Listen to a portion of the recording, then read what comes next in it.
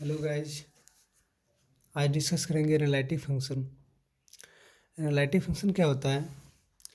अगर कोई भी फंक्शन सी आर रिलेशन को सेटिस्फाइड करे, कोई भी फंक्शन अगर सी आर रिलेशन को सेटिस्फाइड करे, उसको हम एनालिटिक फंक्शन बोलेंगे। ठीक है, कोई भी फंक्शन सी आर रिलेशन को सेटिस्फाइड करें, उसको हम एनालिटिक फंक्शन बोलेंगे। तो एनालिटिक फंक्शन ये सी आर रिलेशन का दो प्रॉपर्टीज है, इसको याद रखें आप लोग। Del u upon del x equals to del v upon del y, del u upon del y equals to minus del v upon del x. ठीक है, ये तीन फार्मूलाज है, इम्पोर्टेंट फार्मूला है जो न्यूमेरिकल बनाएंगे उसमें यूज पड़ेगा। ठीक है, इससे ए के पावर आई थीटा का ए के power i theta equals to होता है cos theta plus i sine theta. Sine h x का होता है ए के पावर एक्स माइनस ए के power minus x upon two. Cos H x का होता है ए के पावर एक्स प्लस ए के power minus x upon two.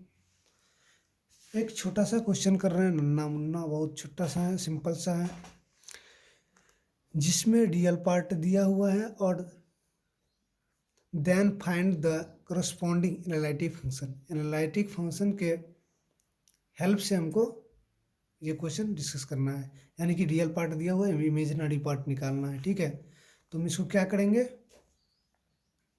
एक मिनट, इसको ये रियल पार्ट को हम एक्स के रिस्पेक्ट में डिफ्रेंशिएट करेंगे। तो यहाँ पर differentiating with respect to x, इसको हम एक्स के रिस्पेक्ट में डिफ्रेंशिएट करेंगे। तो एक्स पावर 4 का हो जाएगा 4x³ 12x² वाई स्क्वायर का हो जाएगा, वाई स्क्वायर कॉन्स्टेंट है तो ये हो जाएगा -12 और एक्स के रिस्पेक्ट में वाई के पावर 4 का डिफ्रेंशिएशन 0 हो जाएगा। तो ये मेरा निकल के आ गया, ये निकल के आ गया del u upon del x, ये निकल के आ गया। ठीक है, 4x³ माइनस 12xy²। अब हम y के रिस्पेक्ट में वही रियल पार्ट को हम y के रिस्पेक्ट में भी डिफ्रेंशिएट करेंगे। तो del u upon del y equals to हो जाएगा एक्स पावर 4 को अगर y के रिस्पेक्ट में डिफ्रेंशिएट करेंगे तो 0 हो जाएगा, और इसका हो जाएगा -12x²y, इसका एक्स वाई के पावर 4 का हो जाएगा 4y³। तो del u upon del y यहाँ से निकल गया मेरा -12x² प्लस 4y³। ठीक है, उसके आफ्टर हम कम्प्लेक्स फंक्शन जो होता है, कम्प्लेक्स फंक्शन का स्टैंडर्ड फॉर्म होता है u प्लस आई भी। क्या होता है? u प्लस आई भी। उसको हम दोनों साइड डिफ्रेंशिएट करेंगे, differentiation both side with respect to x। ठीक है, उसको x के रिस्पेक्ट में दोनों साइड हम डिफ्रेंशिएट करेंगे। तो f ऑफ z का डिफ्रेंशिएशन हो जाएगा f डैश z, u का हो जाएगा del u upon del x, b का हो जाएगा i into del v upon del x. उसके आफ्टर हम by using C R relation को यूज करेंगे। यहाँ पे लिखे by using C R relation. आपको बताए होंगे सी आर रिलेशन में इमेजिनरी पार्ट के लिए del u upon del x equals to del v upon del y का यूज करेंगे, और रियल पार्ट के लिए रियल पार्ट दिया हुआ रहेगा तो del u upon del y equals to minus del v upon del x का यूज करेंगे। तो यहाँ पर रियल पार्ट दिया हुआ था हमको क्वेश्चन में, ये मेरा रियल पार्ट दिया हुआ था, उसमें हमको del u upon del y equals to minus del v upon del x वाला फार्मूला यूज करेंगे। ठीक है, ये फार्मूला यूज किए हैं। तो यहाँ पे del v upon del x के जगह पे डेल वी अप, यहाँ पे जो मेरा फंक्शन आया था एफ डैश जेड जो निकाले थे हम, यहाँ पे del v upon del x के जगह पे माइनस, ये माइनस इधर चल जाएगा, minus del v upon del y हो जाएगा। तो यहाँ पे ये पुट किए हैं। ठीक है, del v upon del x के जगह पे ये इसमें इसका वैल्यू पुट कर दिए हैं इसमें।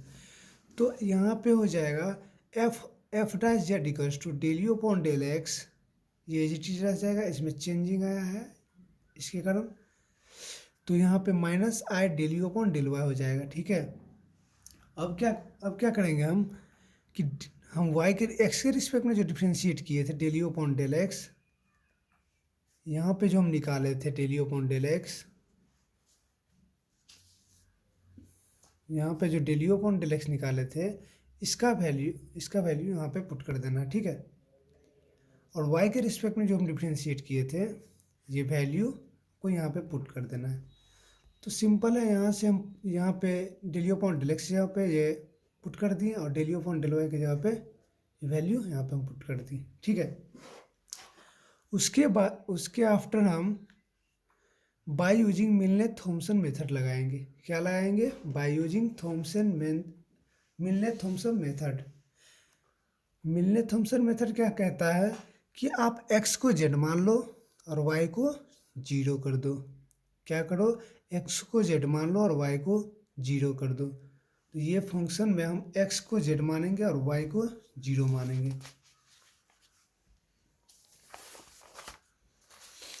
तो ये मेरा f डैश z था, उसमें हम x को z माने हैं 4x³ की जगह पे 4z³, y को 0 माने हैं तो 0 से मल्टीप्लाई हो जाए 0 हो जाए, यहाँ पे भी 0 से मल्टीप्लाई होगा 0 होगा, यहाँ से 0 मल्टीप्लाई होगा 0 होगा। तो यहाँ से मेरा ये रिजल्ट आ गया। क्या आ गया? f dash z equals to 4z³। इसको हम उसके आफ्टर हम दोनों को इंटीग्रेशन करेंगे। तो यहाँ पे integration both side, f dash z का इंटीग्रेशन हो जाएगा f ऑफ z और 4 कांस्टेंट को बाहर रख देंगे और z³ का हो जाएगा z के पावर 4/4। 4 से 4 कैंसिल आउट हो जाएगा। f डैश z बच जाएगा मेरा z के पावर 4। f ऑफ z हो जाएगा z के पावर 4। मेरा f ऑफ z निकल गया। अब हमको रियल पार्ट दिया हुआ था, इमेजिनरी पार्ट निकालना था। तो इमेजिनरी पार्ट निकालने के लिए हमको z होता है कम्प्लेक्स नंबर। तो कम्प्लेक्स नंबर का वैल्यू होता है x प्लस आई वाई। तो z की जगह पे x प्लस आई वाई का वैल्यू z की जगह पे x प्लस आई वाई पुट कर देंगे। x प्लस आई वाई पुट कर दिए हैं, x प्लस आई वाई के पावर 4, यहाँ पे 4 था उसकी पावर 4, तो यहाँ पे 4 हो जाएगा। अब a प्लस बी के पावर होल 4 का फॉर्मूला होता है a के पावर 4 प्लस b के power 4 plus 4ab³ plus 4aq(b) plus 6a²b²। ये फार्मूला होता है। इस फार्मूला पे हम पुट करके ये मेरा रिजल्ट आ जाता है। और उसमें हम क्या करते हैं, रियल पार्ट को हम एक जगह कर लेते हैं, ये और ये रियल पार्ट को हम एक जगह किए हैं और इमेजिनरी पार्ट को एक जगह किए हैं।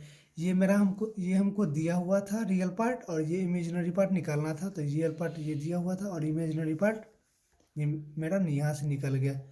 यहीं पे क्वेश्चन एंड हो जाता है, ठीक है। आई होप आप लोग को अच्छे से समझ में आया होगा। अगर अच्छे से समझ में आया हो तो प्लीज़ लाइक करें, सब्सक्राइब करें, ठीक है। Thank you.